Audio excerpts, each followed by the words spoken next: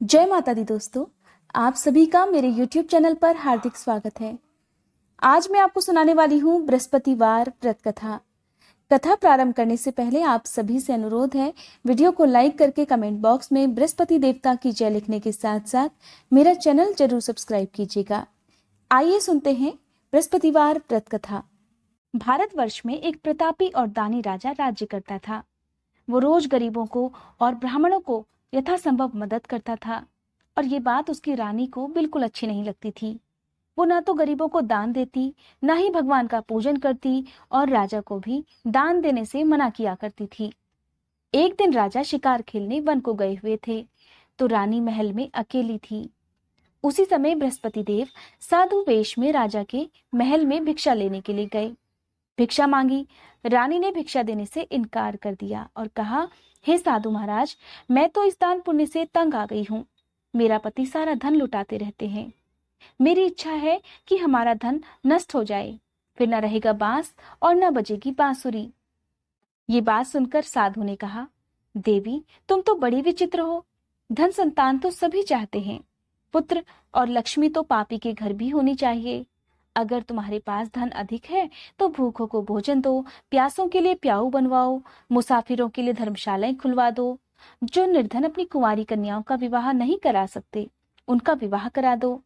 ऐसे और भी कई नेक काम हैं जिनको करने से तुम्हारा यश लोक परलोक में फैलेगा। परंतु रानी पर उपदेश का कोई प्रभाव नहीं पड़ा। वो बोली, महाराज, आप मुझे कुछ मत समझाइए। मैं ऐसा धन नहीं चाहती जो हर जगह बांटती फिरूं। साधु ने उत्तर दिया, अगर तुम्हारी ऐसी इच्छा है तो तथास्तु। तुम ऐसा करना कि बृहस्पतिवार को घर लीपकर पीली मिट्टी से अपना सिर धोकर स्नान करना, भट्टी चढ़ाकर कपड़े धोना। ऐसा करने से तुम्हारा सारा धन नष्ट हो जाएगा। ऐसा कहकर वो साधु महाराज वहां से अंतर्ध्यान हो गए।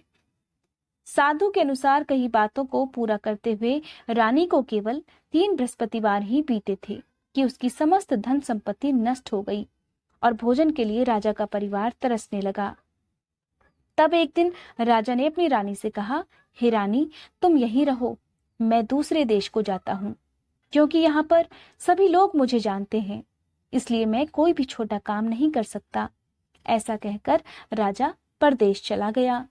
वहां वो जंगल से लकड़ी काट कर लाता और शहर में बेचता।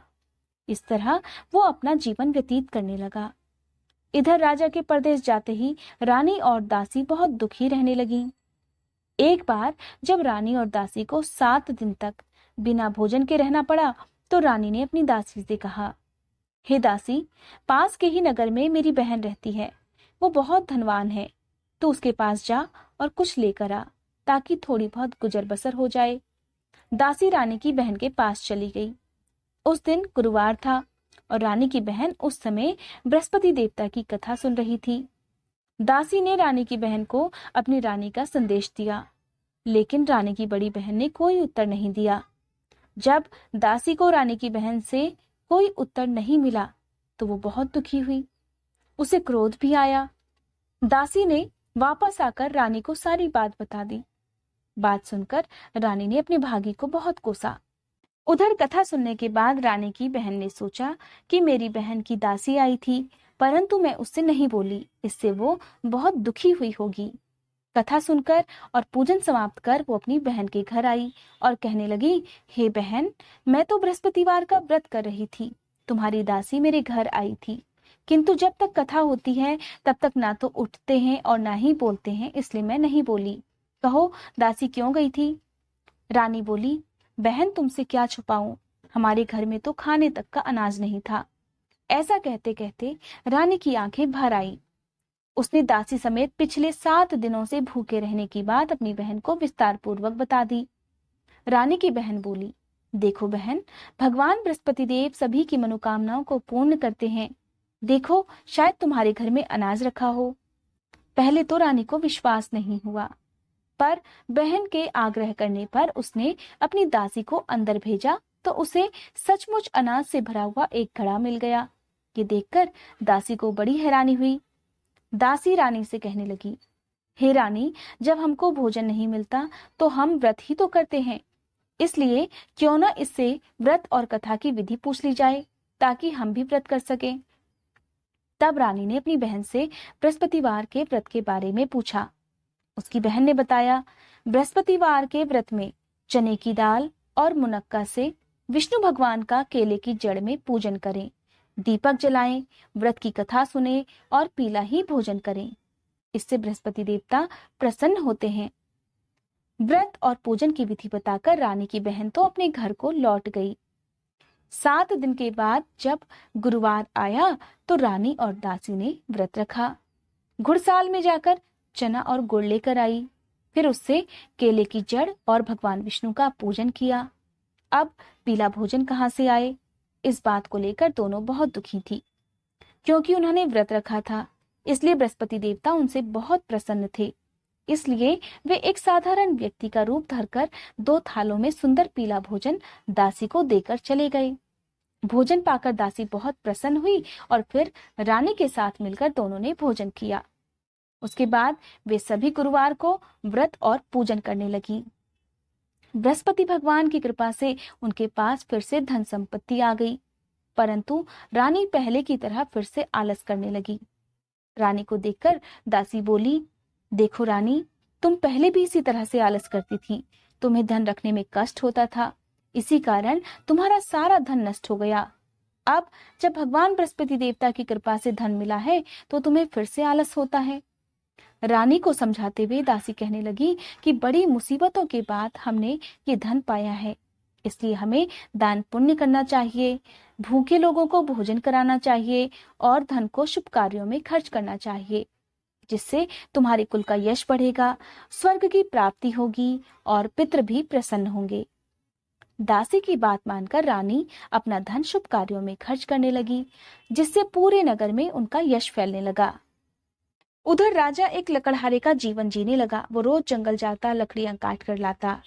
एक दिन राजा अपनी दशा को याद करके व्याकुल होने लगा और वो जंगल में ही एक पेड़ के नीचे आसन जमाकर बैठ गया। उस दिन बृहस्पतिवार था। एकाएक उसने देखा कि निर्जन वन में एक साधु महाराज प्रकट हुए। साधु वेश में वे स्वयं बृहस्पति देवता थे। लकड़हारे के सामने आकर बोले, हे लकड़हारे, इस सुनसान जंगल में तुम चिंतामग्न क्यों बैठे हो? लकड़हारे ने दोनों हाथ जोड़कर प्रणाम किया और उत्तर दिया, महात्मा जी, आप सब कुछ जानते हैं, मैं क्या कहूँ।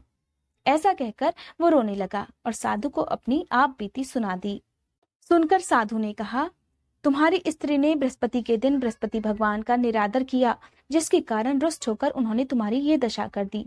अब तुम चिंता को दूर करके मेरे कहने पर चलो तो तुम्हारे सारे कष्ट दूर हो जाएंगे और भगवान पहले से भी अधिक संपत्ति देंगे। तुम बृहस्पति के दिन कथा किया करो। 2 पैसे के चने मुनक्का लाकर उनका प्रसाद बनाओ और शुद्ध जल से लोटे में शक्कर मिलाकर अमृत तैयार करो।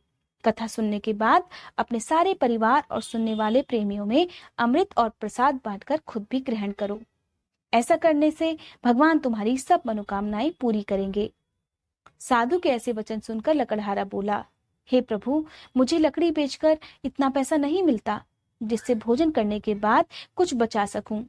मैंने रात में अपनी स्त्री को व्याकुल देखा है। मेरे पास कुछ भी नहीं जिससे मैं उसकी खबर मंगा सकूं।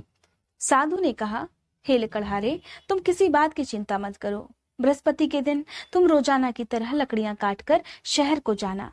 तुमको रोज से 2 गुना धन प्राप्त होगा, जिससे तुम भलीभांति भोजन कर लोगे और बृहस्पति देव की पूजा का सामान भी आ जाएगा। इतना कहकर साधु देवता अंतर्ध्यान हो गए। साधु ने कहा, हे लकड़हारे, तुम किसी बात की चिंता मत करो। बृहस्पति के दिन तुम रोजाना की तरह लकड़ियां लेकर शहर को जाना। तुमको रोज से 2 गुना धन प्राप्त होगा, जिससे तुम भलीभांति भोजन कर लोगे और बृहस्पति देवता की पूजा का सामान भी आ जाएगा। इतना कहकर साधु अंतर्ध्यान हो गए। धीरे धीरे समय बीतने पर फिर वही बृहस्पतिवार का दिन आया। लकड़हारा जंगल से लकड़ी काटकर किसी शहर में बेचने गया। उसे उस दिन और दिन से अधिक पैसा मिला। राजा ने चना गुड़ आदि लाकर गुरुवार का व्रत किया। उस दिन से उसके सभी क्लेश दूर हुए। परंतु जब दोबारा गुरुवार का दिन आया तो बृहस्पतिवार का व्रत करना वो भूल गया। इस कारण बृहस्पति भगवान नाराज हो गए। उस दिन उस नगर के राजा ने विशाल यज्ञ का आयोजन करवाया और शहर में ये घोषणा भी करा दी कि कोई भी मनुष्य अपने घर में भोजन न बनावे, न आग जलावे। समस्त जनता मेरे यहाँ भोजन करने आवे। इस आज्ञा को जो नहीं मानेगा उसे फांसी की सजा दी जाएगी। इस तरह की घोषणा संपूर्ण नगर में करवा दी गई। राजा की आज्ञा अनुसार शहर के सभी लोग भोजन करने गए, लेकिन लकड़हारा कुछ देर से पहुंचा, इसलिए राजा उसको अपने साथ घर लिवा ले गए और ले जाकर भोजन करा रहे थे तो रानी की दृष्टि उस खूंटी पर पड़ी जिस पर उसका हार लटका हुआ था। वो वहां पर दिखाई नहीं दिया। रानी ने निश्चय किया कि मेरा हार इस मनुष्य ने चुरा लिया है। उसी समय सिपाहियों को बुलाकर उसको कारागार में डलवा दिया। जब लकड़हारा कारागार में पड़ गया और बहुत दुखी होकर विचार करने लगा कि ना जाने कौन से पूर्व जन्म के कर्म से मुझे ये दुख प्राप्त हुआ है, और उसी साधु को याद करने लगा जो कि जंगल में मिला था। उसी समय तत्काल बृहस्पति देव साधु के रूप में प्रकट हुए और उसकी दशा को देखकर कहने लगे, अरे मूर्ख, तूने बृहस्पति देव की कथा नहीं करी, इसी कारण तुझे आज ये दुख मिला है। अब चिंता मत कर, बृहस्पतिवार के दिन कारागार के दरवाजे पर 4 पैसे पड़े मिलेंगे, उनसे तू बृहस्पति देव की पूजा करना, तेरे सभी कष्ट दूर हो जाएंगे। बृहस्पतिवार के दिन उसे 4 पैसे मिले। लकड़हारे ने कथा कही। उसी रात को बृहस्पति देव ने उस नगर के राजा को स्वप्न में कहा, राजा, तुमने जिस आदमी को कारागार में बंद कर दिया है वो निर्दोष है, वो राजा है, उसे छोड़ देना। रानी का हार उसी खूंटी पर लटका है। अगर तू ऐसा नहीं करेगा तो मैं तेरे राज्य को नष्ट कर दूंगा। इस तरह रात के स्वप्न को देखकर राजा प्रातःकाल उठा और खूंटी पर हार देखकर लकड़हारे को बुलाकर क्षमा मांगी। साथ ही लकड़हारे को सुंदर योग्य वस्त्र आभूषण देकर विदा कर दिया। बृहस्पति देव की आज्ञा अनुसार लकड़हारा अपने नगर को चल दिया। राजा जब अपने नगर के निकट पहुंचा तो उसे बड़ा आश्चर्य हुआ। नगर में पहले से अधिक बाग, तालाब, कुएं और बहुत सी धर्मशाला, मंदिर आदि बन गई हैं। राजा ने पूछा, ये किसका बाग और धर्मशाला है? तब नगर के सब लोग कहने लगे, ये सब रानी और बांदी के हैं। तो राजा को आश्चर्य हुआ और गुस्सा भी आया। जब रानी ने ये खबर सुनी कि राजा आ रहे हैं तो उन्होंने अपनी बांदी से कहा, हे दासी, देख, राजा हमको कितनी बुरी हालत में छोड़कर गए थे। हमारी ऐसी हालत देखकर वो लौट ना जाए, इसलिए तू दरवाजे पर खड़ी हो जा। आज्ञा अनुसार दासी दरवाजे पर खड़ी हो गई। राजा आए तो उन्हें अपने साथ लिवा लाई। तब राजा ने क्रोध करके अपनी रानी से पूछा, ये धन तुम्हें कैसे मिला? तब उन्होंने कहा, हमें ये सब धन बृहस्पति देव के इस व्रत के प्रभाव से मिला है। राजा ने निश्चय किया कि 7 रोज बाद तो सभी बृहस्पति देव की पूजा करते हैं, परंतु मैं प्रतिदिन दिन में 3 बार कहानी और रोज व्रत किया करूंगा। अब हर समय राजा के दुपट्टे में चने की दाल बंधी रहती और दिन में वो 3 बार कहानी कहता। एक रोज राजा ने विचार किया कि चलो अपनी बहन के यहाँ हो आवे। इस तरह निश्चय कर राजा घोड़े पर सवार होकर अपनी बहन के यहाँ को चलने लगा। मार्ग में उसने देखा कि कुछ आदमी एक मुर्दे को लिए जा रहे हैं। उन्हें रोककर राजा कहने लगा, अरे भाइयों, मेरी बृहस्पतिवार की कथा सुन लो। वे बोले, लो, हमारा तो आदमी मर गया है, इसको अपनी कथा की पड़ी है। परंतु कुछ आदमी बोले, अच्छा कहो, हम तुम्हारी कथा भी सुनेंगे। राजा ने दाल निकाली और जब कथा आधी हुई थी कि मुर्दा हिलने लग गया, और जब कथा समाप्त हो गई तो राम राम कहकर वह मनुष्य उठकर खड़ा हो गया। आगे मार्ग में उसे एक किसान खेत में हल चलाता मिला। राजा ने उसे देखकर उससे कहा, अरे भैया, तुम मेरी बृहस्पति देव की कथा सुन लो।